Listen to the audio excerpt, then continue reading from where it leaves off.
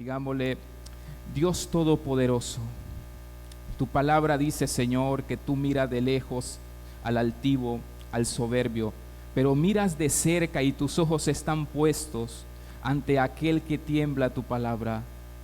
Señor, como iglesia hemos sido llamados a reverenciar a tu palabra, a sujetarnos a ella como la autoridad máxima que tú has establecido, porque es tu voz, es la voz de Dios.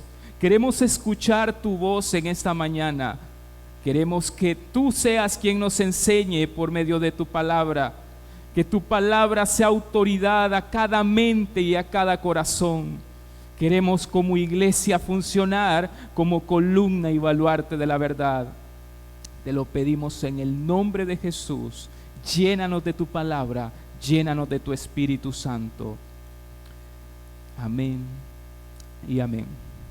Muy bien, hermanos, a mí se me ha delegado el privilegio de exponer los capítulos del 29 al 32 de la Confesión Bautista de Fe. Ya hemos hablado, los hermanos han hablado anteriormente de la importancia de conocer esta confesión. Una de ellas es que nos libra de los errores. Otra es que nos une y nos fortalece. Ese es uno de los beneficios de conocer y adherirnos a una confesión de fe. Y en este caso, nosotros nos adherimos a la Confesión Bautista de Fe de 1689, no porque creamos que los hombres que la formularon eran infalibles, sino porque se basaron en la única regla de verdad infalible, que es la palabra de Dios.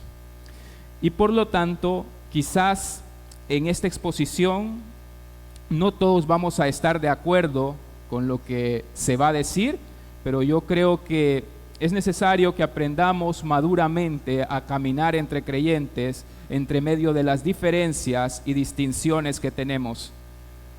El filósofo y teólogo Tomás de Aquino, 1225 a 1274, decía algo súper importante: si no hay diferencias, si no hay distinciones dentro del cuerpo de Cristo en cuanto a conceptos doctrinales, es que nadie está pensando. Pero si realmente estamos pensando y haciendo nuestro trabajo, van a haber estas distinciones. Así que claramente van a quedar muchos cabos sueltos, muchos escollos por ahí, porque son temas muy extensos, pero sin embargo vamos a tratar de, con la ayuda del Señor, presentarlos de la manera más humilde, pero convincente posible. El primer capítulo que me corresponde, que se me ha delegado exponer, es el capítulo 29. El capítulo 29 trata acerca del bautismo que es una de las dos ordenanzas o sacramentos que el Señor Jesucristo, el Dios encarnado, instituyó para la iglesia. En el artículo número 1 de este capítulo 29 o capítulo 29, en este artículo 1 dice: el bautismo es una ordenanza del Nuevo Testamento instituida por Jesucristo con el fin de ser para la persona bautizada una señal de su comunión con Él en su muerte y resurrección, de estar injertado en Él, de la remisión de pecados y de su entrega a Dios por medio de Jesucristo para vivir y andar en novedad de vida. Esto es lo que creemos que el bautismo significa. Si alguien preguntase cuál es la simbología, cuál es el símbolo, qué es lo que representa, a qué hace referencia el bautismo, bueno, la respuesta sería que el bautismo tiene una función simbólica de identificarme a mí como creyente que formo parte del cuerpo de Cristo, identificarme en la muerte, sepultura y resurrección de Cristo. Ese es el símbolo del bautismo. Cuando yo soy sepultado en el agua, soy sepultado simbólicamente, figurativamente, juntamente con Cristo. Pero cuando yo soy levantado del agua, yo soy resucitado para una novedad de vida, que es algo que también implica o significa el bautismo. La palabra bautismo viene del verbo griego que es baptizo. Llana y naturalmente esta palabra lo que significa, según la mayoría de diccionarios bíblicos que usted puede leer, significa ser inmerso, ser sumergido, ser sepultado, ser inmergido en el agua, teniendo la connotación posterior de emerger de ella misma. Por lo tanto, el bautismo significa ser inmerso o sumergido a donde hay mucha agua. Entonces, ese es el símbolo del bautismo y se representa muy bien por la inmersión, y eso es también lo que bautismo significa. Los diccionarios de Bauer, el diccionario de Lisney y Scobb lo presentan así, que son los mejores diccionarios bíblicos que tenemos hasta el momento, para que usted vea que no es una afirmación gratuita lo que nosotros estamos haciendo. Porque una afirmación gratuita es cuando yo doy algo y lo doy por sentado, presento algo y doy por sentado sin probar y demostrar que es así. Pero usted puede ir a esos diccionarios y comprobar que el hermano Carlos Ramírez no se sacó de la manga de la camisa el significado de la palabra bautismo. Muy bien, el fundamento bíblico, que es lo primero, lo principal, lo primario, y es la sede de la cual nosotros recogemos el conocimiento infalible de la palabra de Dios, que es el que nos presenta el fundamento superior y supremo para esta cuestión del bautismo. Romanos capítulo 6, versículo 3 al 4, dice: ¿O no sabéis que todos los que hemos sido bautizados en Cristo Jesús, hemos sido bautizados en su muerte? Porque somos sepultados juntamente con Él para muerte por el bautismo, a fin de que como Cristo resucitó de los muertos por la gloria del Padre, así también vosotros andemos en nueva vida. Este texto está en el tiempo aoristo. Lo que está indicando, ¿sabe qué es? La realidad de la unión del creyente con Cristo de una manera mística o espiritual. El apóstol Pablo está asentando, está probando que en el bautismo es una realidad que tenemos, no una unión física, pero sí una unión por el vínculo del Espíritu Santo en el bautismo. Y implica también nuestra muerte al pecado, el bautismo. Muy bien. Pasamos al segundo artículo. Al segundo artículo de este capítulo 29 del bautismo, y nos va a señalar algo importante también. Nos va a hablar acerca de las personas o los sujetos receptores o a los cuales debe de ser administrado o aplicado el bautismo. Dice: los que realmente profesan arrepentimiento para con Dios y fe en nuestro Señor Jesucristo y obediencia a Él son los únicos adecuados para recibir esta ordenanza. Esto implica que aquellos que han de ser bautizados, o sea, los candidatos del bautismo, necesariamente tienen que cumplir una condición que es fe y arrepentimiento. Hay ejemplos en la narrativa histórica de la Biblia muy claramente que enseñan que la condición necesaria que se requiere para que una persona sea pasada por las aguas del bautismo, esencial y necesariamente es la condición de la fe y la condición del arrepentimiento. Y vamos a dar unos textos bíblicos, vamos a poner base bíblica. Este es muy significativo. Hechos capítulo 2, versículo 37 al 41, en el día de Pentecostés, el primer día de la semana, en el cumplimiento de la promesa del Espíritu Santo que Cristo había hecho a su iglesia, en Hechos 1:5, el primer sermón apostólico del apóstol Pedro, donde expone a los judíos que ellos han asesinado al autor de la vida, que han asesinado al Salvador y al Redentor Cristo Jesús. Dios hace algo, obra abriendo el corazón de estas personas, y el verso 37 dice: al oír esto se compungieron de corazón. Realmente esta es una muy mala traducción. En el original la palabra es que fueron compungidos, no es que ellos automáticamente se compungieron, sino que fueron compungidos de corazón. O sea, Dios obró en ellos y se compungieron, se dolieron, sintieron profunda vergüenza, de corazón y dijeron a Pedro y a los otros apóstoles: varones hermanos, ¿qué haremos? ¿Qué haremos? Y Pedro les respondió y les dijo: arrepentíos y bautícese cada uno de vosotros en el nombre de Jesucristo para el perdón de los pecados, y recibiréis el don del Espíritu Santo.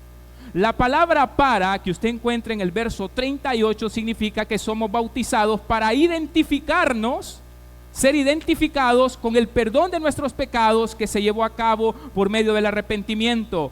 Entonces el bautismo implica una identificación de que hemos sido perdonados por medio del arrepentimiento.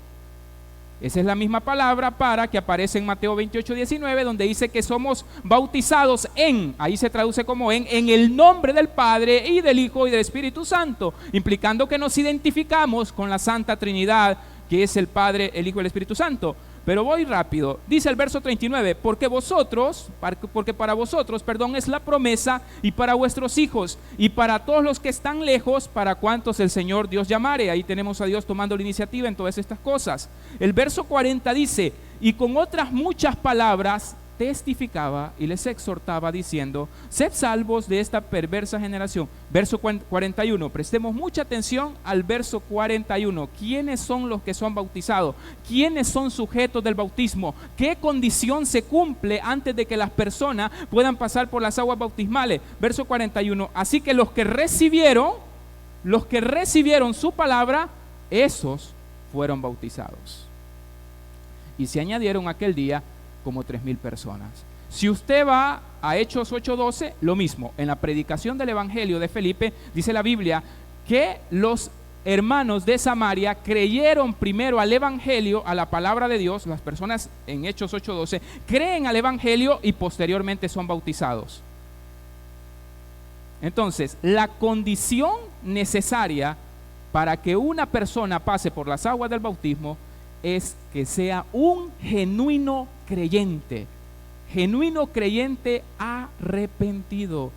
En Hechos capítulo 16, versículo 30 al 31, cuando el carcelero de Filipo pregunta al apóstol Pablo: ¿qué debo de hacer para ser salvo? ¿Cuál es la respuesta de Pablo? Cree en el Señor Jesucristo y serás salvo tú y tu casa. Y posteriormente en el verso 34, él y toda su familia son bautizados, pero se cumple la condición de que tienen que ser receptores de la fe, tienen que ser creyentes, tienen que ser nacidos de nuevo y posteriormente son bautizados. Y este patrón se enseña en muchas otras escrituras. Pero vamos a continuar. Muy bien, el artículo número 3. El elemento exterior que debe de usarse en esta ordenanza es el agua, en el cual esto trata con la fórmula. ¿Cuál es la fórmula de palabras con la que usted debe de ser bautizado? En la cual ha de ser bautizada la persona en el nombre del Padre y del Hijo y del Espíritu Santo. En Mateo, vamos a pasar al fundamento bíblico. Este es Mateo capítulo 28, versículo 18 al 20. Este contexto tiene que ver con autoridad. Jesucristo en el verso 17 y en el verso 9, anterior a estos versos que vamos a leer, ha sido adorado. Algo que el mismo Cristo dijo en Mateo capítulo 4, versículo 10 al 11, que solamente Dios lo podía hacer. Lo que tenemos al frente aquí es una cuestión de autoridad. Cristo como Dios ha tenido autoridad suprema eternamente, pero como hombre el Padre le estaba delegando por medio de su resurrección autoridad, porque Él era el Dios hecho hombre, el Dios encarnado. Entonces Jesús habla de esa delegación que el Padre hace a la persona de Cristo en el verso 18 y dice: y Jesús se acercó y les habló diciendo: toda potestad o todo poder, toda autoridad me es dado en el cielo y en la tierra. Por tanto, un mandamiento, un imperativo: id y haced discípulos a todas las naciones. Yo quiero que usted vea que este mandamiento que vamos a leer aquí es universal. No se limitaba ni se restringía únicamente al pueblo judío. Dice: y haced discípulos a todas las naciones, bautizándoles en el nombre del Padre y del Hijo y del Espíritu Santo. Note que aquí estas palabras, bautizando en el nombre del Padre y del Hijo y del Espíritu Santo, Jesús se las está diciendo a los que tenían que llevar a cabo el bautismo, a los bautizadores. Jesús le está diciendo: la fórmula bautismal por la que ustedes van a bautizar a los sujetos del bautismo es por medio de la fórmula bautismal trinitaria en el nombre del Padre y del Hijo y del Espíritu Santo, identificándolos por medio de la palabra que tenemos allí, nombre, en singular, nombre, nombre, nombre. Está hablando de la autoridad, una misma esencia a la que pertenecen el Padre, el Hijo y el Espíritu Santo. En ella somos identificados por medio del bautismo en la fórmula bautismal correcta, que es en el nombre del Padre, del Hijo y del Espíritu Santo. Muy bien, continuamos. Último artículo acerca del bautismo, el cuarto. La inmersión de la persona en el agua es necesaria para la correcta administración de esta ordenanza. Como iglesia que nos adherimos a la confesión bautista y también creemos, persuadidos estamos, de que la Biblia enseña que el bautismo debe de ser, amados hermanos, por inmersión. Vamos a presentar el fundamento bíblico acerca de esto. ¿Por qué creemos que únicamente el bautismo, haciéndolo de la forma bíblica, tiene que ser por inmersión y no por rociamiento, no por salpicado, no por aspersión, no por rociar un poquito de agua en alguien, sino que necesariamente, yendo a las Escrituras, lo que la Biblia dice debe de ser por inmersión, debe de ser por sumergir a la persona en el agua? Bueno, porque tenemos fundamento bíblico. En primer lugar, lo principal es que tenemos fundamento bíblico para sostener esto. Vamos a dar 3 textos bíblicos. Marcos capítulo 1, versículo 5 dice: y salían a él toda la provincia de Judea y todos los de Jerusalén, y eran bautizados por él.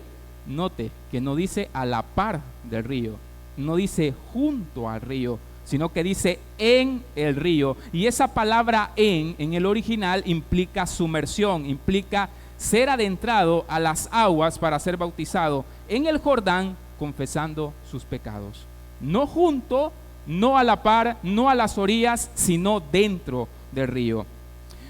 En Juan capítulo 3, versículo 23, también se habla acerca de Juan el Bautista, el último profeta del antiguo pacto que estaba bautizando. Dice que Juan bautizaba también en Enón, junto a Salim, porque había ahí muchas aguas. Pero si el bautismo no era necesariamente y esencialmente un bautismo por inmersión, no era tampoco necesaria mucha agua. Pero sin embargo, Juan el Bautista busca un lugar apropiado para llevar a cabo el bautismo por inmersión o sumersión, que es donde se encuentra mucha agua. Pero para esparcir agua, para rociar agua o para hacer un salpicado no se requeriría demasiada agua. Otro ejemplo, en Hechos capítulo 8, versículo 38 al 39, cuando Felipe está evangelizando por medio de Isaías 53 al eunuco, en el verso 37, el eunuco pregunta qué impide que yo sea bautizado si ahí hay agua. Y Felipe le responde: si tú crees que Jesús es el Hijo de Dios, bien puedes. El verso 38 sigue: y mandó a parar el carro y descendieron. Perdón. Y descendieron. La palabra ahí es katabaino, que significa que descendieron hasta dentro del agua, no se quedaron a la orilla solo para salpicar agua. Y descendieron ambos al agua, Felipe y el eunuco, y le bautizó. Cuando subieron a Nabaino, subieron, primero descendieron al agua, luego subieron del agua. El Espíritu del Señor arrebató a Felipe y el eunuco no le vio más y siguió gozoso su camino. Si el bautismo fuera por aspersión o rociamiento, ellos llevaban un carruaje y recipientes con agua que bien pudieron haber utilizado de una forma más fácil y sencilla para que el eunuco fuera bautizado por un salpicado. Con esto, hermanos, no estamos condenando a los buenos hermanos que nosotros también estudiamos, que creen el paidobautismo, o sea, el bautismo de infantes. No los condenamos, no. Simple y sencillamente diferimos con ellos, no estamos de acuerdo, pero los amamos mucho y por eso hablé al principio de que debemos de caminar en unidad a pesar de nuestras diferencias. Muy bien. Entonces, pasamos al siguiente punto. El siguiente punto tiene que ver con la cena del Señor. El primer artículo del capítulo 30 dice: la cena del Señor Jesús fue instituida por él la misma noche que fue entregado. Muchas gracias. fue instituida por él la misma noche que fue entregado para que se observara en sus iglesias hasta el fin del mundo, para el recuerdo perpetuo y para la manifestación del sacrificio de sí mismo en su muerte, para confirmar o confirmación de la fe de los creyentes en todos los beneficios de la misma, para su alimentación espiritual y crecimiento en él, para un mayor compromiso en todas las obligaciones que le deben a él y para hacer un vínculo y una prenda de su comunión con él y entre ellos mutuamente. Muy bien. Ahora pasamos al fundamento bíblico de esto. Acabamos de ver en el artículo anterior que explica que la institución de la Santa Cena o de la comunión fue algo de origen divino. El Dios encarnado, la persona de Cristo, fue quien la fundó. Y claramente este simbolismo de la Cena del Señor tiene implicancias de gran beneficio y bendición.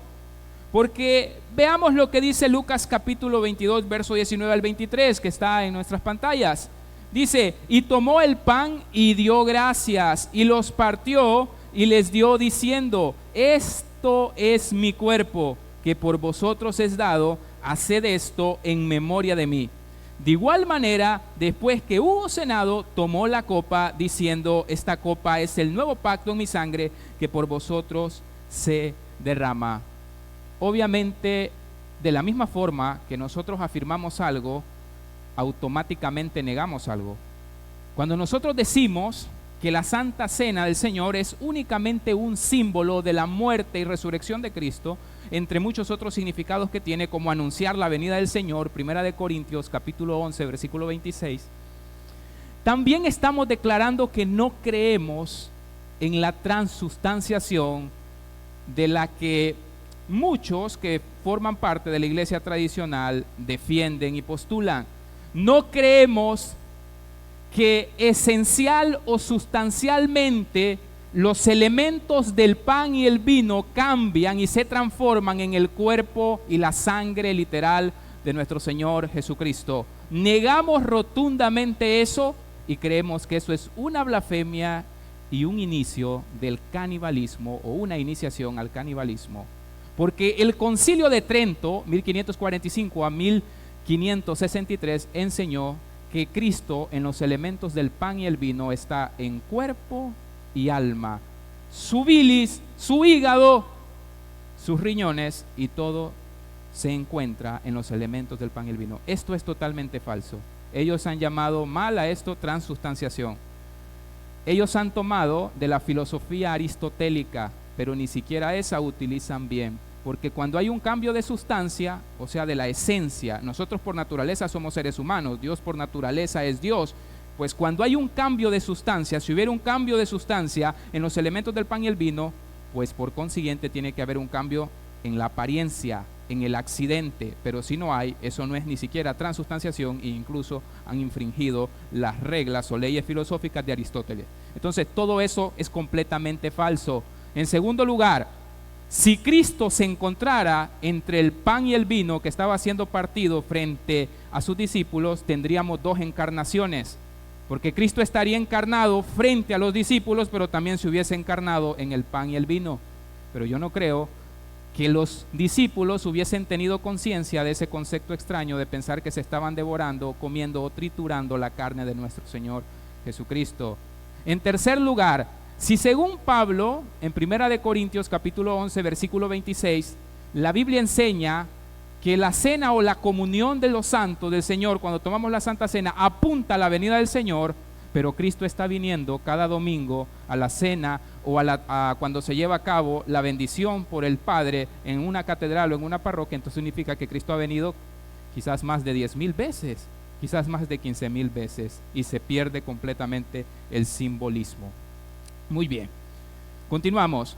En esta ordenanza, artículo 2 del capítulo 30 de la Cena del Señor, en esta ordenanza Cristo, esto es otra negación, Cristo no es ofrecido a su Padre, ni se hace en absoluto ningún verdadero sacrificio para la remisión del pecado, ni de los vivos ni de los muertos, sino que solamente es un memorial, que es lo que estamos tratando, de aquel único ofrecimiento de sí mismo y por sí mismo en la cruz, una sola vez y para siempre, y una ofrenda espiritual de toda la alabanza posible a Dios por él mismo. Así que el sacrificio papal de la misa, como ellos lo llaman, es sumamente abominable e injurioso al mismo sacrificio de Cristo, la única propiciación por todos los pecados de los escogidos.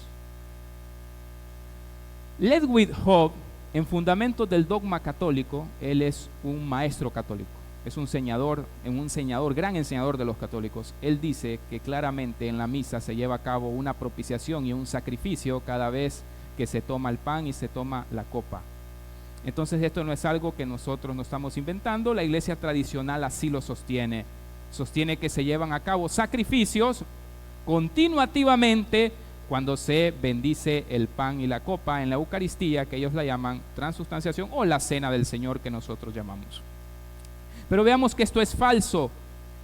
El fundamento bíblico, Hebreos capítulo 10, versículo 10 al 14, enseña que Cristo con una sola ofrenda hizo perfectos y santificó a sus escogidos de una sola vez y para siempre. Sus pecados pasados, presentes y futuros fueron llevados por Cristo en la cruz, como también enseña Primera de Pedro 2:24 y Primera de Pedro 3:18, Hebreos 1:3.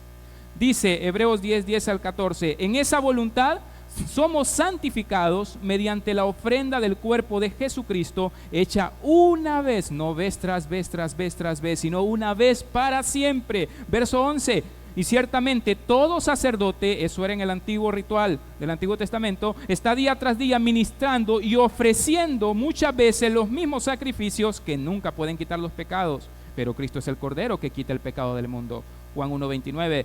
Pero Cristo, habiendo ofrecido una vez para siempre un solo sacrificio, un solo sacrificio por los pecados, se ha sentado ya como rey, habiendo iniciado su reino milenario a la diestra de Dios, de ahí en adelante, esperando hasta que sus enemigos sean puestos por estrado de sus pies, porque con una sola ofrenda hizo perfectos para siempre a los santificados. No hay tal cosa como un sacrificio propiciatorio continuativo en la misa. Eso es falso según las Escrituras. Continuamos. Capítulo 31, que trata del estado del hombre después de la muerte y de la resurrección de los muertos.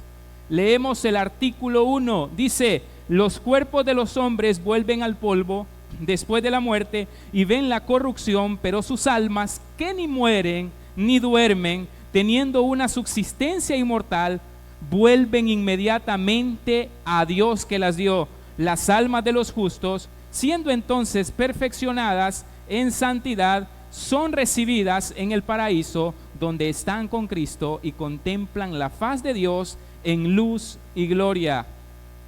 Esperando la plena redención de sus cuerpos, las almas de los malvados son arrojadas al infierno, donde permanecen atormentadas y envueltas en densas tinieblas, reservadas para el juicio del gran día.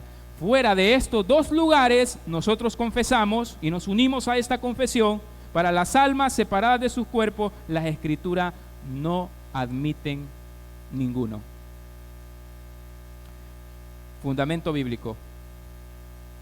El fundamento bíblico que tenemos está ligado a la proposición o a la propuesta anterior de la confesión, que enseña que el estado de los muertos o el estado intermedio no es de inconsciencia, no es de inexistencia, no es de aniquilamiento o de extinción, sino que la condición en la que se encuentran los muertos es de personas que están más vivas que nunca, completamente conservando sus identidades.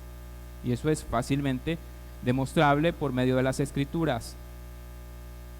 Hay muchas personas que fomentan teorías, como los adventistas y testigos de Jehová, que enseñan el sueño del alma.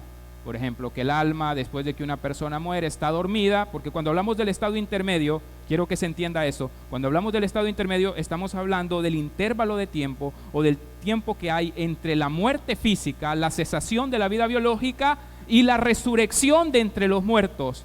Estamos hablando de ese intervalo de tiempo. Cuando hablamos del estado intermedio, ¿qué? Estamos respondiendo a la pregunta, ¿qué pasa con los que mueren? ¿Qué sucede con nuestros seres queridos? ¿Qué va a suceder cuando nosotros muramos?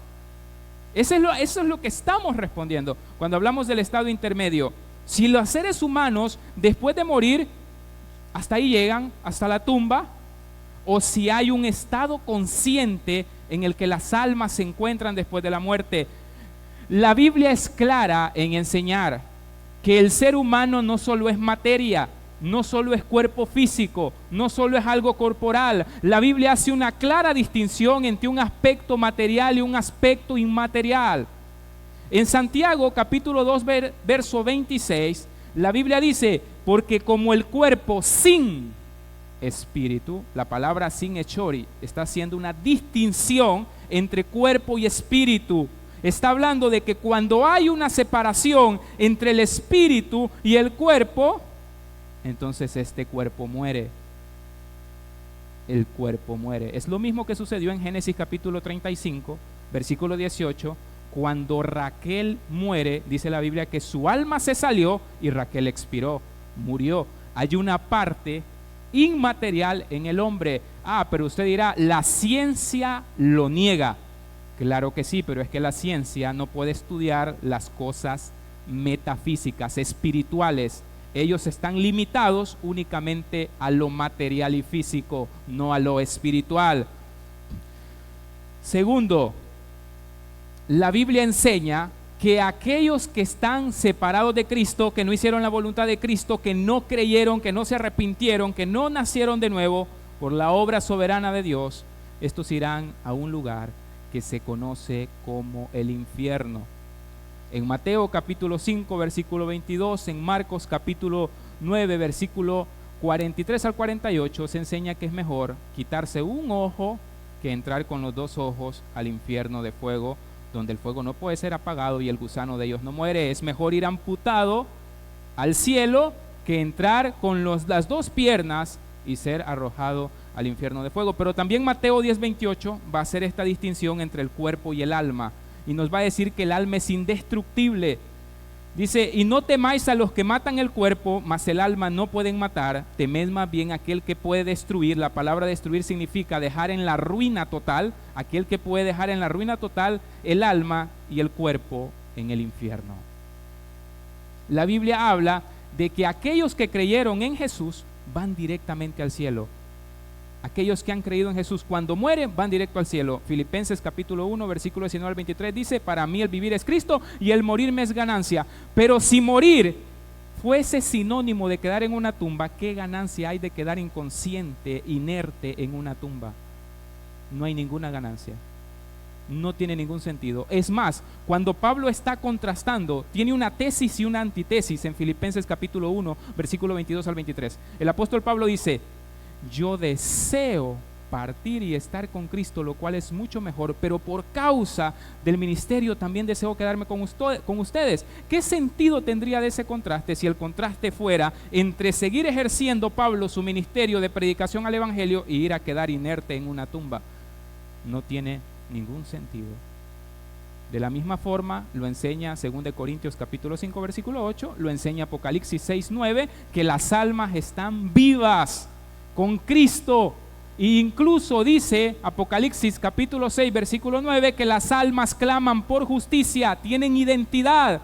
Moisés y Elías, Mateo 17:1, seguían manteniendo identidad y conciencia de quiénes ellos eran. El rico y Lázaro seguían manteniendo identidad con todas sus facultades vivas, uno en el seno de Abraham en el paraíso y otro en tormentos. Lucas 16:24 al 31. Todas sus facultades estaban activas. Uno estaba siendo castigado y otro estaba en el paraíso. Pero el rico sabía que tenía familiares y no quería que estos vinieran. Seguía reconociendo a Lázaro. Abraham seguía siendo Abraham, se seguía identificando. Pero doy otra prueba. En Mateo capítulo 8 versículo 12 nuestro Señor Jesucristo dijo, y yo les digo, dijo, que muchos vendrán del oriente y el occidente y se sentarán con Abraham, Isaac y Jacob en el reino de los cielos. Isaac seguía siendo Isaac, Jacob seguía siendo Jacob, Abraham seguía siendo Abraham. Ahí tenemos al abuelo, padre y hijo, manteniendo plena y completamente su identidad. Pudiera seguir, pero ya el tiempo se nos va. Pero creo que esto queda claro, y esa es mi intención, que quede claro. Realmente hay un estado intermedio, las almas no van a dormir. Eso es falso.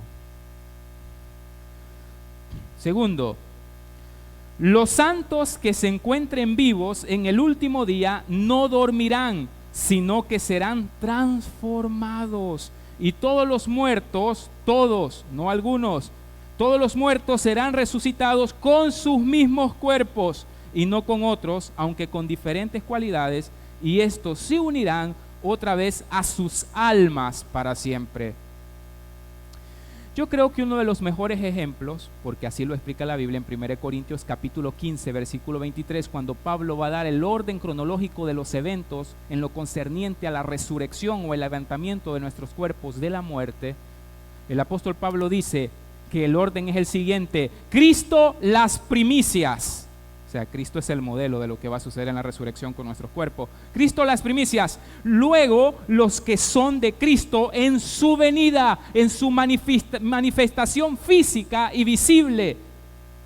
Cuando Él se manifieste como el Rey soberano a juzgar a vivos y a muertos, entonces se dará la resurrección entre los muertos. Pero el modelo es la resurrección de Cristo. Ahora, ¿Cristo se levantó con su mismo cuerpo con el que murió o con otro cuerpo? En Juan capítulo 2, versículo 19 al 23, Cristo le dice a sus enemigos opositores, fariseos y judaicos, Él les dice: destruid este templo y en 3 días lo levantaré.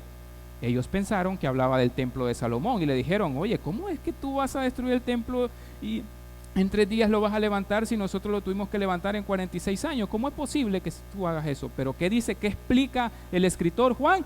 Pero más él hablaba del templo de su cuerpo. Se levantaría con su mismo cuerpo. No dijo con otro me voy a levantar, no, me voy a levantar con el mismo con el que yo muero. Otra evidencia de que Cristo se levantó con su mismo cuerpo y no se levantó en forma fantasmal. Nosotros no vamos a ser fantasmas, no vamos a ser inmateriales.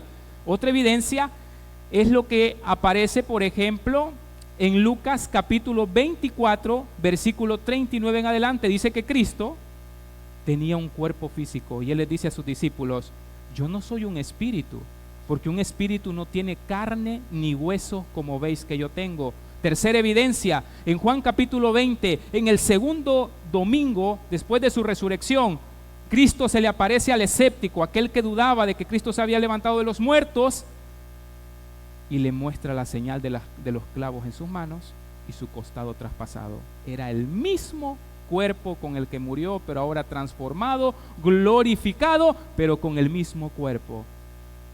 De la misma forma, dice la Biblia en 1 Corintios capítulo 15, versículo 45 al 50, que nosotros vamos a ser resucitados con un cuerpo espiritual, soma pneumáticos, un cuerpo físico pero espiritual, con el atributo de espiritualidad. Esa es la enseñanza bíblica. ¿Cuándo sucede esto? Según Jesucristo, en Juan capítulo 6, versículo 38 al 39, Cristo nos va a decir cuándo va a suceder la resurrección. Ya vimos que Pablo dijo: en su venida, cuando Cristo se manifieste como el Rey soberano. Primera de Corintios 15, 23 al 24. Pero Cristo también dijo cuándo iba a suceder. En Juan capítulo 6, versículo 38, 39, en el verso 40, en el verso 44 y en el verso 54, Cristo dijo lo siguiente: he descendido del cielo no para hacer mi voluntad, sino la voluntad del que me envió. Y esta es la voluntad del que me envió, que de todo lo que Él me diera yo no pierda nada, sino que lo resucite. ¿Cuándo? Faltando 1007 años de historia, faltando 1000 años de historia, faltando 7 años de historia, en el día postrero, en el último día. Es por eso que Cristo, en Mateo 28, 19 al 20, Él no promete: voy a estar con ustedes, y digo esto con todo respeto y con todo el amor de verdad del mundo. Diferimos de nuestros hermanos que creen de otra forma, pero los amamos mucho. Pero estamos persuadidos de que la Biblia enseña algo diferente. Jesucristo no dice: ustedes van a resucitar antes de que sucedan cualquier momento o instante de los 7 años de tribulación. No. Cristo dice, ustedes van a resucitar en su venida, en mi venida, como lo expone Pablo en 1 Corintios 15, 23, y ese día de la resurrección en el que Cristo viene es el último. Por eso Jesucristo en Mateo 28, 20 dijo, enseñándoles que guarden todas estas cosas, y he aquí, yo estaré con ustedes hasta el fin del mundo, hasta el último día, hasta que culmine la humanidad. No, voy a estar con ustedes cuando ya falten 1007 años de historia humana, un milenio literal en la tierra y 7 años de tribulación. No, voy a estar con ustedes hasta el último día, hasta el fin del mundo. Pero hay algo más, el texto, 1 Corintios 15, 50 al 53. Miren, es muy revelador. Dice, pero esto os digo, hermanos, que la carne y la sangre no pueden heredar el reino de Dios, ni la corrupción hereda la incorrupción. Y aquí se va a hablar del arrebatamiento. ¿Cuándo va a tener lugar el arrebatamiento? La segunda venida en la que se lleva a cabo la resurrección de Cristo. Miren lo que dice, he aquí os digo un misterio, no todos dormiremos, pero todos seremos transformados en un momento y en un abrir y cerrar de ojos a la final trompeta. Final es la misma palabra que Cristo utilizó en Juan 6:40 para decir que íbamos a ser resucitados en el día final, en el día postrero. Es la misma palabra última que tenemos aquí. Dice, pero todos seremos transformados en un momento, en un abrir y cerrar de ojos, a la final, no al comienzo o antes de 7 trompetas, porque en Apocalipsis se narran 7 trompetas. No, ya han pasado las 7 trompetas. Y el apóstol Pablo está diciendo, esa resurrección, esa transformación de nuestros cuerpos será a la culminación, a la final trompeta. Y los muertos serán resucitados incorruptibles y nosotros seremos transformados, porque es necesario que esto corruptible se vista de incorrupción y esto mortal se vista de inmortalidad. Y sabe, aquí hay un dato muy interesante. Del verso 54 en adelante, el apóstol Pablo va a decir lo siguiente: cuando esto corruptible se vista de incorrupción. ¿Cuándo esto corruptible se viste de incorrupción, hermanos? En la resurrección, ¿verdad? ¿Todos de acuerdo? En la resurrección somos glorificados. ¿Qué va a suceder entonces? Cuando esto corruptible se vista de incorrupción y esto mortal se ha vestido de inmortalidad. Pablo cita a Isaías 25:8, que está hablando del estado eterno. Va a decir Pablo, cuando esto corruptible se vista de incorruptibilidad y esto mortal se vista de inmortalidad, entonces, cita Isaías 25:8, entonces, sórbida será la muerte en victoria. Sórbida significa destruida, devorada, quitada será la muerte. En el arrebatamiento, la muerte será aniquilada. Ya no queda espacio para 7 años de tribulación, ni para un milenio donde hay muerte, porque cuando Cristo venga y nosotros los levantemos de nuestros muertos, se cumple Isaías 25:8, y Isaías 25:8 que está citando Pablo aquí es el mismo texto que cita Juan en Apocalipsis 21:4. Sería bueno que anotara y que posteriormente mirara también esta exposición, porque eso es muy importante entenderlo. Juan en Apocalipsis 21:4, cuando dice, y será enjugada por Dios toda lágrima de sus ojos y ya no habrá más llanto de dolor, está citando también a Isaías 25:8, el mismo texto que está citando Pablo. El mismo texto, lo cual está indicando que 1 Corintios capítulo 15 versículos 51 al 55 se sincroniza con Apocalipsis 21:4 y Isaías 25:8 en su cumplimiento. Es el último día cuando nosotros somos resucitados, y no son resucitados solo los creyentes, somos resucitados todos. Juan capítulo 5 versículo 28 al 29, Daniel capítulo 12 versículo 2, y un texto muy claro cuando el apóstol Pablo está siendo interrogado por Félix en Hechos 24:15.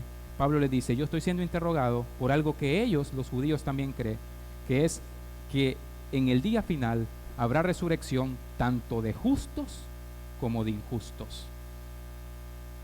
No es que primero resucitan uno, luego resucitan otros, no, una resurrección general.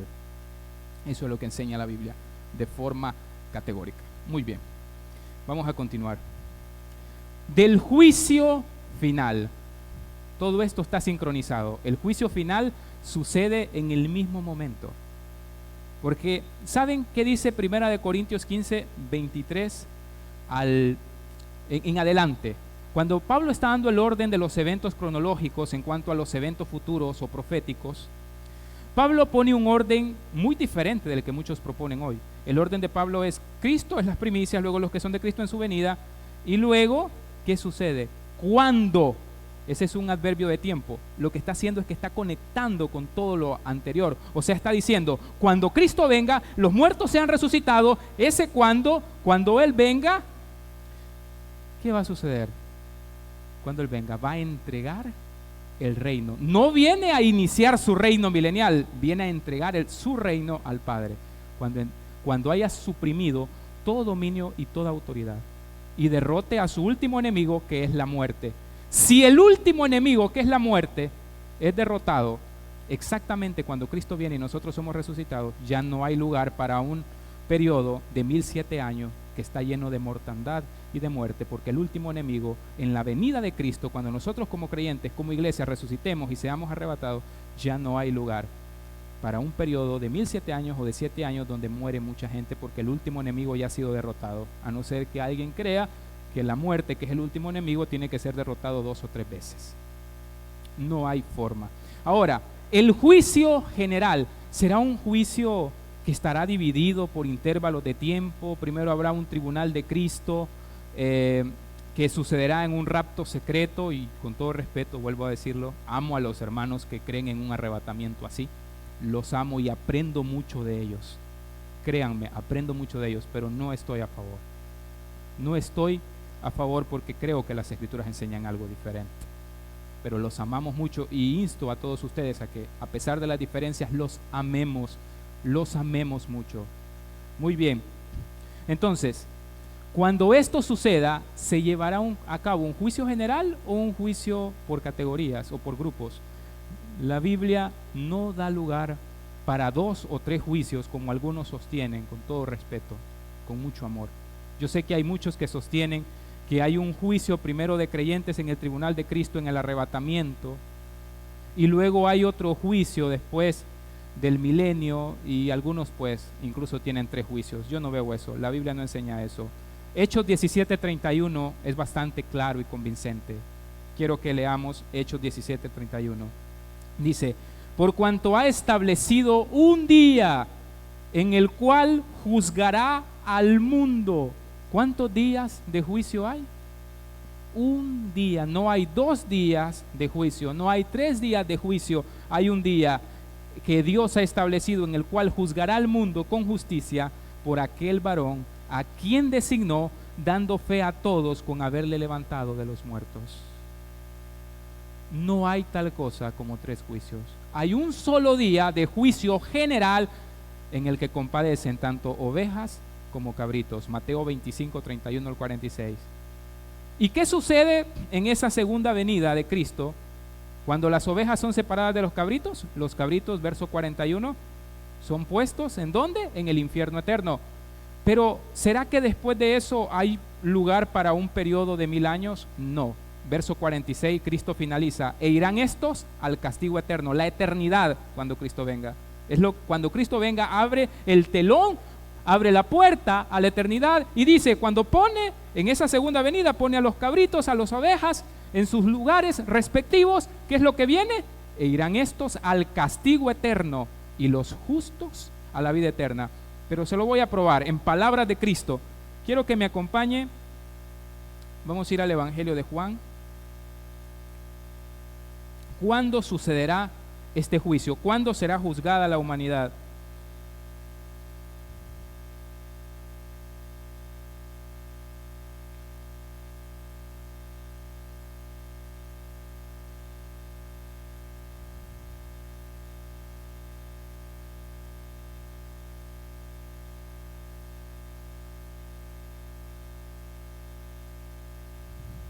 Denme un chancecito, voy a buscar el texto que ahorita se me ha escapado, pero quiero que lo leamos. Ok, ya me recordé, gracias a Dios. Juan capítulo 12, vamos a Juan capítulo 12, perdón, vamos a Juan capítulo 12. Gracias a Dios. Vamos a Juan capítulo 12, versículo 47 al 48. Gracias, hermanos. Juan capítulo 12, versículo 47 al 48. Veamos, si ya vimos que el juicio es general, pero también Cristo nos habló del tiempo en el cual se iba a llevar a cabo ese juicio. ¿Será que se iba a llevar a cabo ese juicio y después iba a quedar 1000 años o 1007 años después iba a seguir la humanidad? ¿O cuándo se iba a llevar a cabo ese juicio general? ¿Al mismo tiempo la resurrección? Note que se va a utilizar la misma palabra que Jesucristo utiliza para hablar de la resurrección, que será en el último día, en el día postrero. Mire cuándo vamos a ser juzgados. Juan capítulo 12, versículo 47 al 48 dice: al que oyere mis palabras y no las guarda, yo no le juzgo, porque he venido a juzgar al mundo, porque no he venido a juzgar al mundo, sino a salvar al mundo. El que me rechaza y no recibe mis palabras, tiene quien le juzgue. La palabra que he hablado, ella le juzgará ¿cuándo? En el día último, en el día postrero. En el último día de la humanidad, todos estos eventos se sincronizan, están unidos entre sí. La resurrección general de justos y de injustos, Juan 5, 28 al 29, Hechos capítulo 24, versículo 15. El juicio general de cabras y de ovejas, de justos y de injustos, Mateo 25, 31 al 46, Hechos capítulo 17, versículo 31, y todo esto sucede en la segunda venida, Primera de Corintios capítulo 15, versículo 23 al 29. Y la última, la resurrección, el juicio y todo esto sucede en el último día, en el día final. En ese día se llevarán a cabo todos estos eventos. Todos estos eventos. Entonces no hay lugar para un intervalo de tiempo entre una resurrección y otra resurrección, o un juicio y otro juicio. ¿Cuál será el agente que llevará a cabo este juicio? En un contexto tan claro y específico como Juan capítulo 5, en el que Cristo está diciendo: todo lo que el Padre hace, lo hace el Hijo igualmente. Donde Cristo está manifestando su igualdad, donde a Cristo lo quieren asesinar, quieren apedrearlo porque Él ha hablado de Dios como su propio Padre, y explicando el escritor en el verso 18, en el contexto de Juan capítulo 5, de que lo quieren apedrear porque Él se hacía igual a Dios. Pero Él también, Jesucristo, habla de que todo el juicio ha sido dado al Hijo. Y en el verso 22 dice: porque el Padre a nadie juzga, sino que todo el juicio dio al Hijo. Allí vemos la unidad en la Trinidad, cuando Jesús dice: todo lo que tiene el Padre es mío, y todo lo mío es del Padre.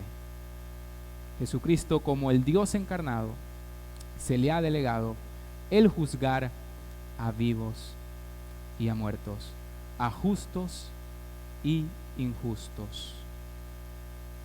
Muy bien, amados hermanos, con esto finalizamos. Espero haber sido claro, y si hay alguna duda, pues estamos a las órdenes de cada uno de ustedes. Lo hacemos con mucho amor y con mucho cariño. Que Dios les bendiga a cada uno.